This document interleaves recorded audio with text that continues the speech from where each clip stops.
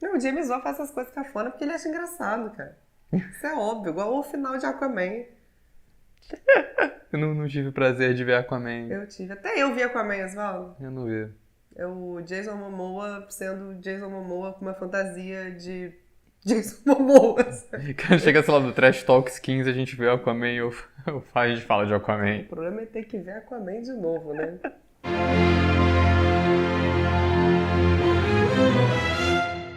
Olá pessoal, bem-vindos a Trecheira Violenta. Eu sou Osvaldo, essa é a Karina, e o filme da vez é Maligno, do original Malignant, de 2021. É um filme que foi dirigido pelo James Wan. James Wan, o cara que revolucionou o terror com Jogos Mortais e mais tarde de novo com Invocação do Mal, que foi dar um rolê por uns filmes blockbuster recentemente, mas que agora voltou pro terror. Boletos, né? E o filme estrela Annabelle Wallis, o que é irônico para um filme do James Wan. Será que ela conseguiu o papel só porque ela se chama Annabelle? Talvez. É aquela coisa que a piada já vem pronta, né? É tipo o filme do Homem-Aranha dirigido pelo Mark Webb. Maligno é um filme que chamou a atenção de muita gente, principalmente a nossa, já que desde o ano passado, quando ele foi anunciado, todo mundo fala que esse filme dele ia ser um diálogo do James Wan. Giallo, como a gente já falou várias vezes aqui na Trecheira, é um subgênero de filme de terror italiano que surgiu lá nos anos 60 e 70, que é um precursor do filme slasher. São filmes que têm uma trama com um assassino que está matando um monte de gente e geralmente a graça do filme é você tentar descobrir quem é o assassino. E eles têm muito sangue, muito efeito, muito gore. No fim das contas, eu não acho que Maligno tenha sido um filme giallo propriamente dito, apesar de que é bem claro que terror italiano foi uma das inspirações mais fortes do filme. Ele tem elementos de giallo, de filme sobrenatural, de filme de assombração e também de uma trecheira clássica anos 80. E acho que a gente gostou bastante do que viu. Mas antes de falar mais dele, a gente vai pedir para vocês se inscreverem no canal se vocês não forem inscritos ainda, comentem aí embaixo se vocês já assistiram Maligno, o que vocês acharam desse filme, deixem outras recomendações de filmes pra gente falar aqui no canal também, e acompanhem a gente nas redes sociais, os links estão todos aí embaixo na descrição do vídeo. E também vou pedir para vocês serem membros da Trecheira Violenta. Quando você é membro da Trecheira, você ganha acesso a bastante conteúdo exclusivo que a gente tem lançado para os membros, e também pode contribuir com a escolha de alguns filmes que a gente fala aqui no canal. O nosso podcast Trash Talks também está disponível já na maioria das redes onde você escuta podcast, então pode procurar a gente por lá. Trash Talks tudo junto, tá, gente? Só pesquisar lá que vocês vão achar. Então, tendo dito isso, vamos à trama. Maligno é sobre Madison, uma mulher que mora com um marido abusivo babaca, até que, um dia, uma criatura sombria e esquisita mata o marido dela. O que rola é que parece que a Madison e essa criatura estão conectados, porque a criatura começa a assassinar umas pessoas e a Madison assiste a tudo isso através de umas visões que aparecem com um tipo de paralisia do sono. Tentando entender por que isso está acontecendo, a Madison junto com a irmã dela investigam e vão descobrindo que esse assassino está conectado com o passado da Madison, com a infância dela de que ela não lembra de nada. Esse filme parece ser uma mistura de vários outros filmes, alguns desses são spoiler pra falar agora, mas um que com certeza dá pra falar de primeira que parece uma boa inspiração é o Mansão do Inferno do Dario Argento. Isso principalmente pelo visual, que o James Wan pegou aqui, aquele esquema de luz de terror sobrenatural italiano, com muito vermelho e azul sendo as cores mais predominantes ali, e a fotografia do filme todo é muito bonita. É um sombrio bem legal, que às vezes pega esse lado sobrenatural colorido, mas por boa parte do filme fica numa parada mais sóbria e estilo os filmes dele do Invocação do Mal. Tem outros elementos bem giallo, bem terror italiano nessa trama também. O assassino usa as luvinhas pretas, que são características do gênero, e na metade do filme ele também pega uma arma, que é bem característica. Ele pega um troféu e customiza como uma adaga. E as cenas de morte que ele esfaqueia as vítimas com aquela arma dele, que é muito única, também são bem estilo giallo. Isso sem falar nos efeitos, porque é claro que esse filme tem várias mortes mirabolantes com bastante sangue e bastante efeito prático. E é uma coisa que vai escalando, porque a morte do marido no começo do filme é bem sutil, nunca mostra muito o que está acontecendo, tem muita sombra, mas ao decorrer do filme ele mostra cada vez mais o que o assassino está fazendo e tem muito efeito foda ali. Tem bastante efeito digital também, afinal é trecheira com orçamento. E esses efeitos digitais são bons, eu gostei bastante dos planos que o James Wan faz, que a protagonista tá parada, a câmera girando em volta dela, enquanto o cenário todo tá derretendo e se transformando em outro cenário. E a direção do James Wan é excelente. novamente, o cara continua sendo um diretor bem criativo, ele usa movimentos de câmera bem diferentes e criativos, uns ângulos variados, ele tá sempre inovando na técnica. Esse filme, inclusive, tem uma parada que eu achei muito boa, que eu acho que eu não tinha visto antes, que é um plano sequência zenital. Um plano zenital é um plano visto 90 graus de cima, e é isso que acontece, é um zenital que acompanha a protagonista andando pela casa inteira dela, e tipo, indo do primeiro andar pro segundo andar, subindo escada, fazendo várias coisas como se tivesse visto do teto, igual uma maquete. Óbvio que não é um plano de sequência real, porque tem cortes escondidos ali que são bem claros, mas ainda assim a intenção é muito boa, é uma parada diferente. Tem os momentos de direção tradicionais do James Wan também. Todo aquele jogo de luz e sombra, com elementos aparecendo e desaparecendo na cena, que brinca com o que você tá vendo e o que você não tá vendo na tela. Tem alguém sentado no sofá, aí apaga a luz. Quando acende já não tem mais ninguém. Esse tipo de jogada visual acontece bastante, e toda a cena de assombração é bem prazerosa de assistir, porque essa técnica é muito boa que é a característica dele. Tem vários planos nesse filme de gente entrando num corredor escuro.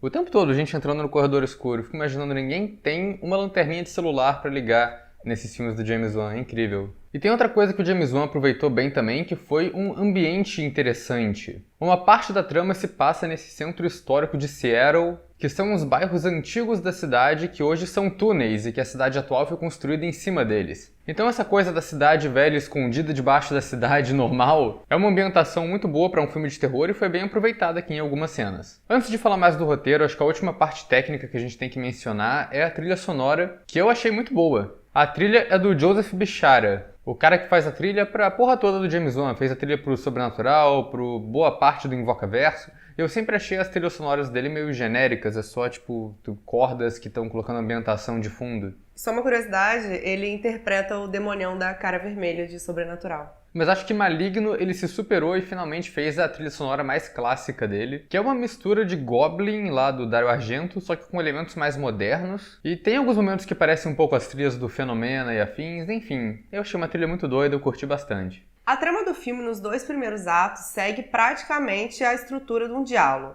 Tem um assassinato acontecendo, a protagonista meio catatônica presenciando tudo e 2 policiais que também estão investigando os assassinatos. E os 2 policiais são personagens muito bons, porque os 2 são carismáticos e eles lembram um pouco o policial do Gritos Mortais, que a gente falou há pouco tempo aqui no canal. Inclusive um deles se chama alguma coisa Shaw, igual a Mary Shaw do Gritos Mortais. James Wan verso não brinca, né? Mas eles têm a mesma vibe de quem tem mais o que fazer e não tá com muita paciência pra essa presepada sobrenatural que os personagens ficam colocando na cabeça deles o tempo todo. E eles também servem como figuras cômicas, que pelo menos a gente riu bastante de várias cenas que eles protagonizaram. Tem a moça da cena do crime, que claramente tá dando em cima do policial. E tem um outro policial que tá trabalhando à noite na delegacia, que claramente não quer ajudar ele naquele trabalho chato dele. Aí ele pergunta uma coisa do tipo, você tá aí? Aí ele, não. Foram os momentos bons de humor no meio do filme, que não tem muito espaço pra piada, apesar de não se levar muito a sério. Isso eu acho legal do filme não se levar a sério, porque parece outra coisa que ele pegou desse terror italiano antigo, porque são filmes que tem um elemento do galhofa ali, uma coisa meio exagerada. E Maligno claramente está fazendo esses elementos de propósito ali. Tem a cena que a Madison fala que é adotada pra irmã dela, e é uma cena muito brega, que é tipo, ela só vira e fala, eu sou adotada, e entra uma música grandiosa, assim, tipo aquela coisa meio revelação, parece uma novela. Zoom na cara dela e ela, tipo... Com certeza foi de propósito isso, porque não tem como. É muito na cara. O resto da trama, pelo menos no começo do filme, não tem muito mais o que falar. É a protagonista tendo as paralisias do sono e as visões sobrenaturais dela, e a irmã dela, que a gente batizou de Drew Barrymore, que está investigando o sobrenatural e o passado da irmã, já que a polícia claramente não vai fazer isso. Mas depois disso, o filme tem uma reviravolta e acaba virando uma trecheira, uma doideira que assim, o James Wan surtou completamente. E pra falar mais disso, a gente vai entrar na Spoiler Zone. You've just crossed over into the spoiler zone. É até difícil de explicar, de colocar em palavras o que é o final de Maligno. Mas o que parece é que o James Wan não pegou só os giallo como inspiração, porque o que ele fez aqui foi praticamente um remake sombrio de Basket Case, O Mistério do Cesto. O que rola na trama é que essa figura do assassino tá matando vários médicos envolvidos em uma cirurgia que rolou com a protagonista quando ela era criança. O que também é a trama de trauma do Dario Argento, mas esse filme também veio depois de Basket Case, tá tudo copiando Basket Case. Um grande marco, né? Na história do cinema, sim. E essa cirurgia foi a remoção de um irmão gêmeo siamês que estava vivendo preso nas costas da protagonista. O que é engraçado, porque todas as revelações desse filme acontecem do mesmo jeito, que é vendo um VHS velho. Não tem professor enredo, não tem ninguém explicando a trama, é sempre um VHS velho que mostra o passado e o que está acontecendo. E esses VHS quem encontra é a Drew Barrymore quando ela vai sozinha num hospital abandonado procurar pistas sobre o passado da irmã. Aliás, corajosa, né? Que ela acha surpreendentemente rápido. Ela chega lá, olha, ok, a sala de arquivos é aqui, primeira gaveta que ela abre, achei, e vai embora. É o hospital abandonado mais organizado da história. Mas por mais que o conteúdo das fitas sejam só pessoas explicando o que está acontecendo, não fica chato em nenhum momento, porque essas cenas de explicação são intercaladas com a cena ao vivo da protagonista se transformando no irmão. Então a revelação vai acontecendo de dois jeitos diferentes, enquanto a gente vai entendendo o que está acontecendo e vendo aquela transformação gráfica medonha, e é bem legal, bem interessante. Isso que eu acho genial, porque quando você pensa em um filme de o irmão siamês que foi separado, matando a galera, você acha que ele vai ser uma pessoa diferente, que vão ser duas pessoas ali. Mas o que rolou foi que eles tiraram o corpo do irmão, mas não conseguiram tirar o cérebro dele, que continua preso dentro da cabeça da protagonista. E quando ela vira o irmão, é o crânio dela que abre e ela começa a andar de costas. E é uma coisa muito esquisita. Ela vira todos os ossos, assim, caca. Isso é uma coisa que eu perguntei. Eu falei, gente, por que esse cara anda estranho? Aí porque ela tá com os ossos todo virado pra trás, andando de costas.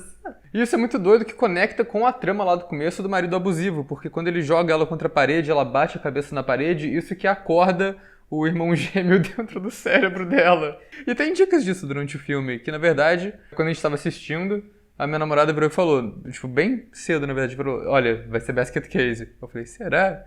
E aí quando ela começa a acordar com o travesseiro cheio de sangue, toda vez ela acorda com o travesseiro cheio de sangue depois de um assassinato acontecer, e tem uma cena que ela ficou olhando pro negócio na parede, eu falei, puta que pariu, ela é o assassino. A gente não chegou a conectar tudo ali também, porque era complicado, mas é muita dica ali pra essa revelação. Eu achei o tempo todo que ia ser uma coisa meio o amigo oculto. Tipo, ela é o assassino o tempo todo e aí eu... Você nunca viu o amigo oculto? Não. Eu te dei spoiler. Deu. É aquela discussão, né? O filme saiu tem 20 anos. Então, né, não é spoiler. Mas vamos que caso você não tenha entendido que o irmão foi despertado quando ela socou a cabeça na parede, a irmã faz questão de falar isso. Ela tem uma pessoa na cabeça e ele apareceu quando o marido jogou a cabeça dela na parede. Eu não acho... Eu ia falar, esse filme acho que a gente é burro, mas eu também não acho que esse filme... Você acha muito inteligente, né? E o engraçado é que essa trama toda dá um duplo sentido, ou pelo menos uma explicação pro título do filme. Porque em português acho que ele é ainda mais genérico, porque maligno pode ser qualquer coisa que seja do mal. Qualquer equipe de tradução que tava com preguiça de assistir o filme pra traduzir. Aí veio o terror, olharam a capa, maligno, passou, tá bom. Mas a parada é que o malignant é um termo que é mais usado para tumor cancerígeno nos Estados Unidos e que a gente também chama de maligno aqui, então acabou ficando um título com um duplo sentido bem legal. E o roteiro faz uma mudança de vilão muito boa, porque no começo ele aparece como uma assombração, só pelas sombras e com essa voz mecânica dele nos aparelhos. O que é uma piada pronta, né? Porque quando ele fala Hello Emily, com aquela voz distorcida no radinho, é Billy de Jogos Mortais total, de novo, né? Hello Emily, I wanna play a game. Mas ao longo do filme ele vai se tornando mais um vilão de slasher, porque ele tem um visual característico, tem aquele coturno maneirão, as luvas, a arma característica. E ele é um cara poderoso, com o rosto deformado, esquisito e um jeito bem estranho de andar. Mas é como a gente já falou antes, né? É porque ele é praticamente um curupira esquisito que anda pra trás.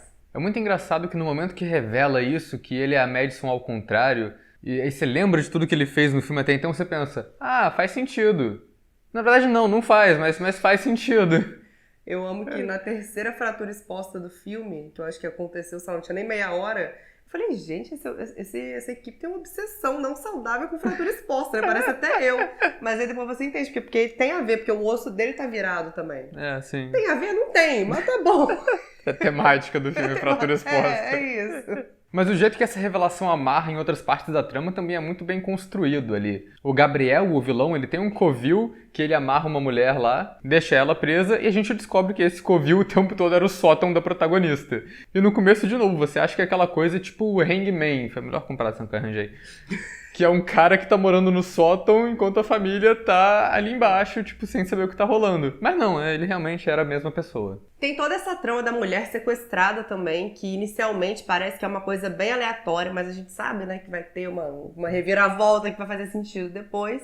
E então é revelado que ela é a mãe biológica da Madison e do Gabriel. Então ela tem uma presença bem forte na trama também. Acho que essa trama toda acaba virando um basket case somado com um trauma e inferno do Dario Argento, somado também com Imprint, que é o último episódio da primeira temporada de Mestres do Terror, dirigido pelo Takashi Miike, que é sobre uma criança que tem habilidades sobrenaturais porque ela tem uma mão que é uma personalidade própria que cresce dentro da cabeça dela.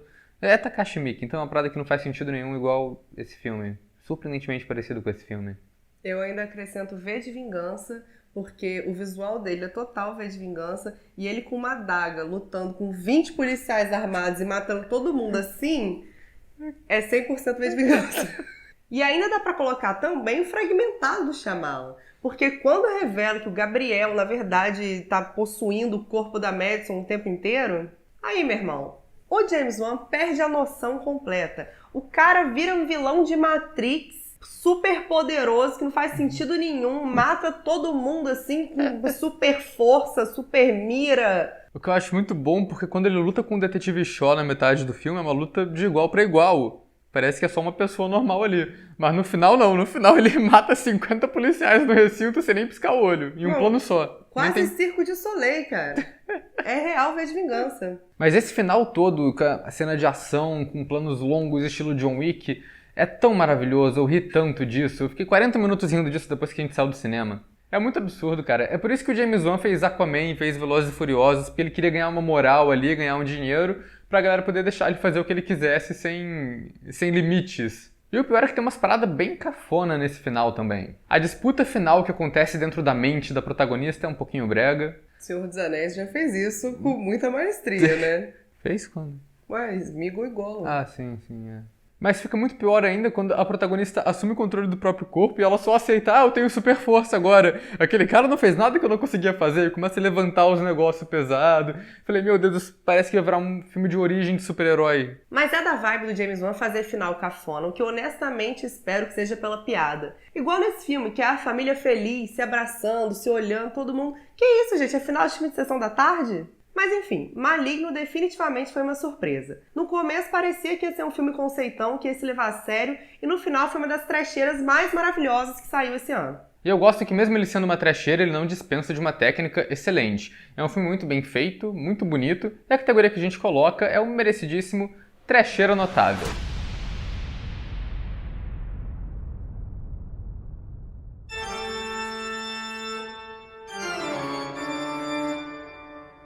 Joel Schumacher já fez isso, né, gata? Mas eu não vou entrar nessa polêmica. Eu não sei de onde você tirou que o Joel Schumacher é o deus do plano sequência. Ele fez um negocinho lá no Fantasma da Ópera e se inventou essa fanfic. Joel Schumacher é o deus não reconhecido do plano sequência. E do plano zenital também. Do plano genital também. Genital também, afinal de contas, já transou com mais de 2.000 pessoas. As informações que eu guardo no meu cérebro, cara.